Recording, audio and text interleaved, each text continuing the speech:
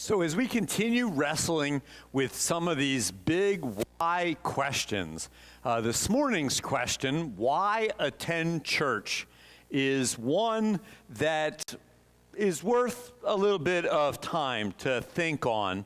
And one thing I wanted to note this morning is the order of these why questions we've been wrestling with have very intentionally been trying to deepen us in a faith journey. So we started out just with the generic, why believe in God, just to start on the God level. And then second, wrestled with a question that kind of comes from that as well. We talked about why bad things happen. Then we went to the level of, well, why be a Christian? If we've gotten to, okay, I can see why I might believe in God, then why be a Christian? Why be a follower of Jesus? And then last week, we talked about a sub-part of that, about how we actually live as followers of Jesus. And now this morning, I want to kind of go a level deeper, and that's why be part of a faith community, why attend a church. And I suppose I should acknowledge at the beginning that part of this is how you define being a Christian. If a Christian for you is just, or for anyone, is just some things you believe. Well, I believe that Jesus was the Son of God, or I believe that Jesus rose from the dead. If it's just some things you have to assent to affirm, then maybe it isn't as important to be part of a faith community. But if being a Christian is a relationship with Jesus, if it's growing in a partnership and a connection with Jesus, then it takes a little bit more, because relationships need to be fed. We all know in our friendships and romantic relationships, we don't spend time together. Those relationships don't grow as deep as they could. Now, I should acknowledge as well this morning that in the classic phrase, I am preaching to the choir, you are here this morning. And most of you are here on a regular basis. So, this is a message that you're kind of going, well, yeah, that's why I'm here in worship this morning. But I know that for some folks, they might not be in worship as often, and so this might be an encouragement. I also know that this message, as we record it and make it available, may be shared with some folks who aren't as regular in worship. But I also know that you have conversations with people, and part of why I'm doing this Why series is to resource you for conversation. So you might be talking with a friend or a family member or a neighbor, and they say, well, why do I see you go off to church every Sunday? And you can say, I can tell you why. My pastor actually preached on that recently. I even have a sermon outline, or I could forward you that message. Of why attend a church. But I know I'm preaching to the choir this morning. So I don't know of any better way to dive into this topic of being part of a faith community than to look at the birth of the church. At the very beginning of the church, we hear just a sense of connection that we all ought to strive for. So I want to read this morning from Acts, the 2nd chapter. It's right after Pentecost, right after the Holy Spirit lands on thousands of people and they start to become followers of Jesus. It just sets the pattern of why be part of a faith community as the initial faith community, the church, is born. So we find in Acts chapter 2, verses 42 through 47, they devoted, all these folks who became Jesus followers, they devoted themselves to the apostles' teaching and fellowship, to the breaking of bread and the prayers. Awe came upon everyone because many wonders and signs were being done by the apostles. All who believed were together and had all things in common. They would sell their possessions and goods and distribute the proceeds to all as any had need.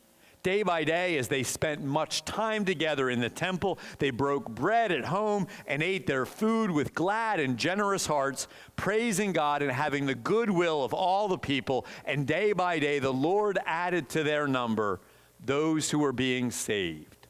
In those few words, at the birth of the church, we find a wealth of information, a wealth of encouragement for why attend a church? So let's kind of go back and see what we learned from this text. Well, one of the things we see right away is that being part of a faith community is a place to learn and grow. There's learning and growing. And we see that right at the beginning of that little story. They devoted themselves to the apostles' teaching. They were learning and growing from those first apostles of Jesus.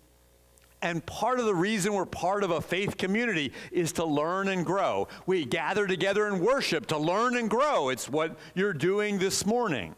We have numerous growth groups who meet with different topics and different times and places and different leaders as opportunities to learn and grow. Just by the interaction and being together with others and connecting with others, we have the opportunity to learn and grow from each other. The simple fact is, if we're not a part of a faith community, we tend to drift. We need some renewal mechanism for our faith, and being part of a church is a renewing experience. And this would be true if you thought about it in any other area. If you love golf, but you never watched golf, you never read about golf, you never learned golf, you never played golf, your golf game would fall. If you love skating, but you never watched skating or learned about skating or went skating, your skating would fall off. I was a Boy Scout for years, and much of what I know of scouting was only by repetition. I mean, I can still trustworthy, loyal, helpful, friendly, courteous, kind, obedient, cheerful, integrated, clean, and reverent because I was active in Scouts. And our faith is the same way. We don't have a renewal mechanism without a faith community. And so there's this learning and growing that takes place. But not only that, there's fellowship and community, relationships with each other in a faith community. And again, we hear of this in this early birth of the church. We hear that they devoted themselves not only to the apostles' teaching, but devoted themselves to fellowship. And the text actually even goes on and describes that in a little bit more detail after that. Day by day, as they spent much time together in the temple, they broke bread at home and ate their food with glad and generous hearts, praising God and having the goodwill of all the people. We hear about a real faith community. They're spending time together in the temple and also in their homes, eating meals and enjoying a fellowship community with each other. A simple fact is, the people that you are here with this morning and the people who are part of this church are here to support you. They're here to help you along your faith journey. And not only to support you, but to challenge you, to give you some new perspectives. I can't tell you how many times I've had a conversation with somebody after worship or as part of a growth group, and somebody will say something, and I think, oh, I never thought about that. That's a great addition. Tommy did this to me just last weekend. Tommy was our worship assistant, and he, in his prayers, prayed some things about the theme that I was preaching on that I never thought of. And it challenged me. It made me think even more deeply about the message that I had preached. And we're here to challenge each other, to help each other grow. The simple fact is, no great Christian ever came out all by themselves. They were always a part of a faith community. If you could tell me, study in history, any great of the Christians that have lived, whoever did it by themselves, I would be very surprised, because we need each other. We bring our gifts together. Your gifts and your gifts and your gifts and your gifts and my gifts and your gifts. All of those make us better together than any of us individually. Your finances and your finances, yours and mine, all of our finances allow us to do things together that we just couldn't do, any of us individually. So there's a fellowship and a community is why we gather as part of a church, but also to worship together. What we're doing right here this morning is something that we're meant to do together. And again, we hear of this. It's a little more subtle in the Acts story. But we hear that they were breaking bread and praying together, which is felt to be an early reference to celebrating Holy Communion together and praying in worship together. And part of worship, I mean, this is a renewal exercise. You are right now growing and learning as part of worship. We praise together, and you could stay home and sing hymns or songs of praise or praise songs, but it's a whole lot better with the whole band leading us and gather together with other folks around us. The message that I prepare. Now, I know there are better preachers out there. You can go on the internet and find folks who are better than me, but there's one advantage to me that you don't have with somebody you find on the internet, and that's that I'm your preacher. If you have a question or you want to talk further about it, you can get a hold of me. You probably would have trouble doing that with somebody on the internet. And I'm somebody who lives in this community. I know what's happening here. I'm a part of our faith community, and I try and reflect on that and prepare my message for us. Otherwise, we could just have some great sermon writer write a sermon, send it out to every pastor in the country, and we all read it. No. I'm meant to be here with us, to do my very best to help all of us grow in this place and time. So you have that part of the worship. And of course, we have Holy Communion, which we have celebrated already together. And I suppose you could do this at home by yourself. Take bread and wine and celebrate Holy Communion. But I think most of the time, it's a communal act, communal communion, to join with each other and be fed by the bread and the wine and take into ourselves the body and the blood and be reminded of Jesus' gift for us. So worship is one of the reasons we're part of a faith community, and we're also here to support each other. Now, I mentioned some of that in terms of fellowship and community, but there's another aspect of that you're meant to support somebody else. And again, we hear this in the book of Acts. We hear this description. All who believed were together and had all things in common. They would sell their possessions and goods and distribute the proceeds to all as any had need. They are looking out for each other. We're here to support each other in those ways physically, as well as emotionally, intellectually, spiritually, to look out for each other. Let me put it this way. If you think you are super Christian, you've got it all down, you've got it all figured and got it nailed as far as your Christian journey, and say, well, I don't really need a church. I've got it all together. Well, then we need you. We need you to be part of the faith community. Help all of us who haven't got it all together. And the truth is, none of us have it all together. We're on this together. And there's times when we get support from somebody else, and there's times when we give support to each other along our faith journey. The only way I know how to say it is that it's just kind of selfish if we're going to go on our faith journey by ourselves and not look at how we can bless and give and love and help someone else along in their faith journey, to be a blessing to them.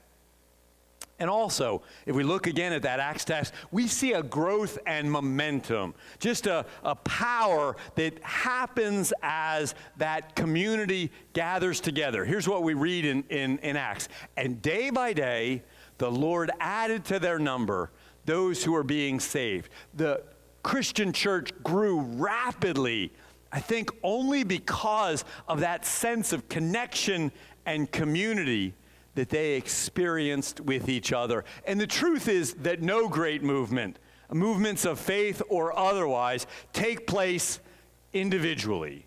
They take place amongst a community of people. The best example that I can ever think of in faith terms, and you may have heard me mention this before, it was something that struck me some years ago. If you had to stop and think, who is the best Christian leader who ever lived across the whole history of time? Who is the best Christian leader? Probably the answer would be the Apostle Paul, who started numerous churches in the ancient world. We literally have a lot of our Bible are the letters that Paul wrote. Paul just helped the church grow enormously. And so we could look at Paul as this singular figure who kind of did all this by himself, and we'd be wrong. We'd be wrong. I stopped one time and I read through the book of Acts and the letters of Paul. Well over 75 other leaders are lifted up by Paul, and not even in minor ways. He calls many of them co-workers in the gospel. He encourages, give them praise and thanks for their work. We think of Paul doing this by himself, and he absolutely did not. There was this massive growth of the church because of a faith community, all these connections and relationships. And then one last thing we notice in this text as well is there's something miraculous taking place in the early church. The book of Acts records it this way: awe came upon everyone because many wonders and signs were being done by the apostles. There's something miraculous that is taking place. And maybe we don't see the dramatic things in our faith community, or maybe when we look carefully, we do see some pretty miraculous things. I get to see them all the time as a pastor of this congregation. I see marriages that are being restored sometimes after truly painful and difficult times. I see folks supporting each other. I witnessed a while back a couple folks standing off to the side, and I knew, because I know what's going on in their lives, that they have some of the same challenges in their life situation, and they were standing off to the side, encouraging each other with what they're going through. I know of folks that have sponsored others to go on a faith-building retreat that has literally changed their lives. I see folks who are starting a new faith journey, sometimes later on in life, and then, they've come to St. Paul's, and God just kind of takes a hold of them and does something miraculous. I've seen folks gather alongside of someone in a hard place and provide them financial and spiritual and physical support on their journey. Some pretty miraculous things happen only when we're part of a faith community just like this. Amen.